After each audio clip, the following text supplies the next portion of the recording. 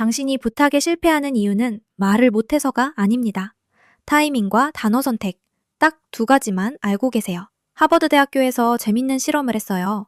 복사기 줄에서 5장만 먼저 해도 될까요? 라고 부탁하면 60%만 양보해줬는데 복사할 게 있어서요 라는 말도 안 되는 이유 하나를 붙였더니 93%가 비켜줬습니다. 이유의 내용은 중요하지 않았어요. 왜냐하면 이라는 단어가 붙었다는 사실 하나가 상대의 뇌를 바꿔버린 거죠. 이게 시작일 뿐입니다. 오늘 알려드리는 기술들을 쓰면 내일부터 당신의 부탁은 완전히 달라집니다. 복사기 실험 기억나시죠?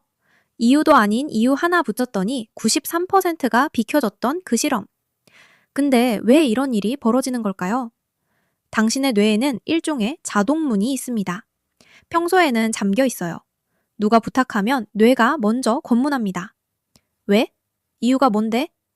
그런데 왜냐하면 이라는 단어가 붙는 순간 자동문이 열립니다. 이유의 내용은 상관없어요. 복사할 게 있어서요가 이유입니까? 복사기 줄에 선 사람이 복사할 게 있는 건 당연하잖아요. 근데 뇌는 이걸 안 따집니다. 왜냐하면 뒤에 뭔가가 붙었다는 사실만으로 자동 수락 모드가 켜지는 거예요. 이유 없이 부탁하면 60%, 왜냐하면을 붙이면 93%, 진짜 이유를 붙여도 94%. 무의미한 이유와 진짜 이유의 차이가 거의 없다는 게 핵심입니다. 편의점에서 줄이 길 때 해보세요. 급한 약속이 있어서요. 먼저 해도 될까요? 이유가 진짜인지 아닌지 아무도 안 따져요. 뇌는 왜냐하면 뒤에 뭐가 오든 문을 열도록 설계되어 있거든요. 부탁의 내용을 고민하기 전에 이유를 붙이세요. 그것만으로 성공률이 뒤집힙니다. 이건 단발성 부탁에 통하는 기술이에요. 그런데 한 번에 안 되는 큰 부탁은 어떻게 할까요? 여기서부터 좀 다른 차원이 열립니다. 큰 부탁을 통과시키는 사람들은 처음부터 큰 걸 꺼내지 않습니다. 심리학에서 문간에 발 들여놓기라고 부르는 기술이에요. 1966년 스탠퍼드에서 실험을 했습니다. 집집마다 찾아가서 마당에 거대한 교통안전 표지판을 세워달라고 부탁했어요.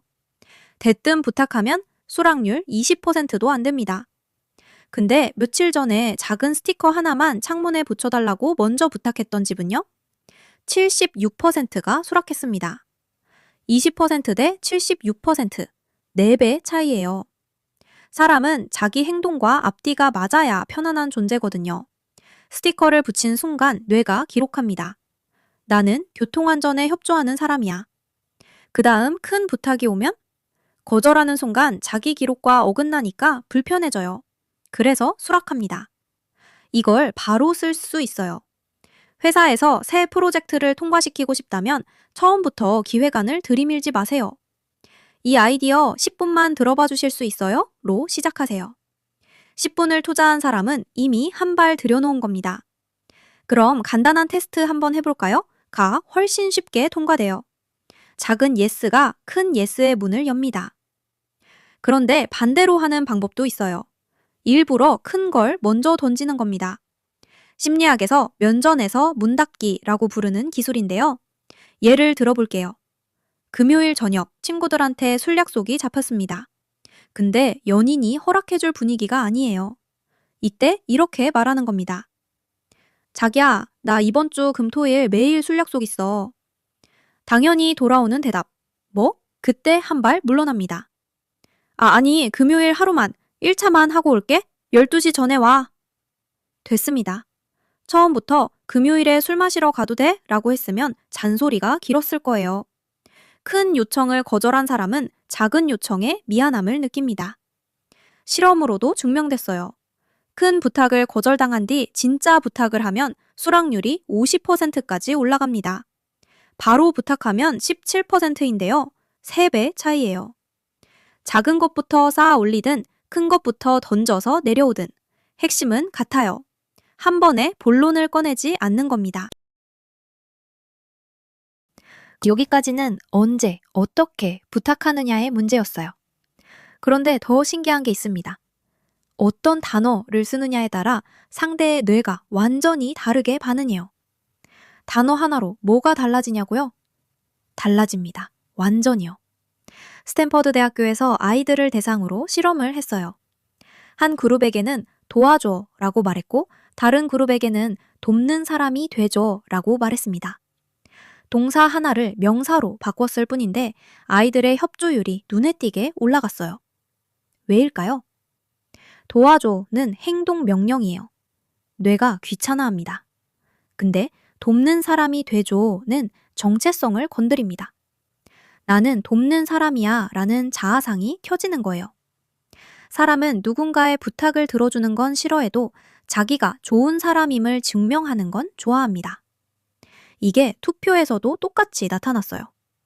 투표하자라고 한 그룹은 81.8%가 투표했는데 투표자가 되자라고 한 그룹은 95.5%가 투표했습니다.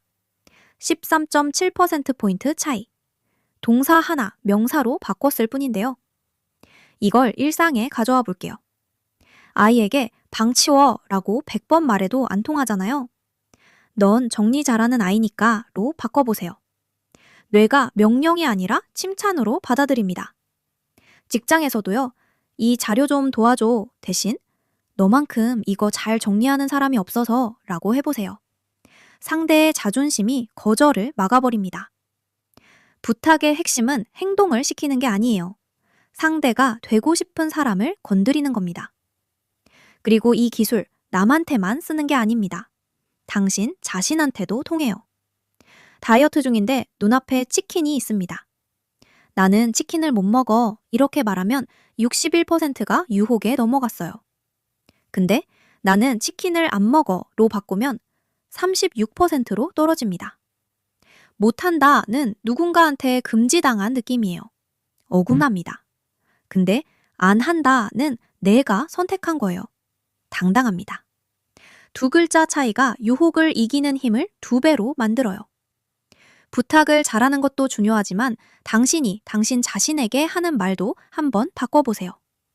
많은 게 달라질 겁니다. 자, 여기까지 이유 붙이기, 작은 것부터 단어 바꾸기 3가지를 배웠어요. 그런데 이 기술들이 전부 소용 없어지는 순간이 있습니다. 바로 타이밍을 놓쳤을 때. 이스라엘에서 실제 교도소 가석방 심사를 분석한 연구가 있어요. 결과가 소름 돋습니다. 오전에 심사를 받은 죄수의 석방률은 약 65%. 그런데 점심 직전, 세션 후반에 심사를 받은 죄수의 석방률은 거의 0%였습니다. 65%에서 0%. 같은 판사, 같은 법정, 같은 기준. 달라진 건 딱 하나. 판사의 배가 고팠다는 것 뿐입니다. 그리고 식사 후 다시 65%로 복귀했어요. 판사의 판단조차 혈당과 체력에 지배당한 겁니다. 법과 정의를 다루는 사람의 뇌도 배고프면 안 돼가 기본값이 됩니다. 당신의 상사는 판사보다 이성적일까요? 아닐 겁니다. 연봉 협상을 점심 직전에 잡으면 10중 8구 깎여요. 상사의 뇌 배터리가 바닥인 상태에서는 어떤 논리도 통하지 않습니다. 점심 먹고 커피 한 잔 마신 직후에 잡으세요. 같은 제안인데 결과가 달라집니다. 부탁 전에 커피 한 잔 사드리는 것도 방법이에요. 쾌적한 환경에서 태도가 부드러워진다는 건 이미 여러 연구로 확인된 사실이거든요. 부탁의 내용이 완벽해도 상대의 뇌가 방전된 상태면 거절당합니다. 기술을 갈고 닦는 것만큼 타이밍을 설계하세요. 언제 말하느냐가 무엇을 말하느냐보다 강력합니다. 정리할게요. 첫째, 부탁 끝에 이유를 붙이세요. 내용은 중요하지 않습니다. 둘째, 큰 부탁은 작은 것부터 시작하세요. 한 발 들여놓은 사람은 2발째가 쉬워집니다. 셋째, 행동을 시키지 말고 정체성을 건드리세요. 단어 하나가 상대의 뇌를 바꿉니다. 넷째, 타이밍을 설계하세요. 상대의 뇌가 충전된 순간을 노리세요. 근데 사실 가장 강력한 설득 기술이 하나 더 있어요. 이건 어떤 심리학 실험에도 나오지 않습니다. 진심으로 부탁하는 겁니다. 기술은 문을 두드리는 방법을 알려줘요. 하지만 문을 여는 건 결국 당신의 진심입니다. 사람의 뇌는 정교하지만 마음은 단순해요. 진짜 간절한 사람 앞에서 기술 따위 필요 없습니다. 당신은 오늘 누구에게 부탁하고 싶은 말이 있나요? 감춰진 심리의 민낯을 봅니다. 심리 코드 X였습니다.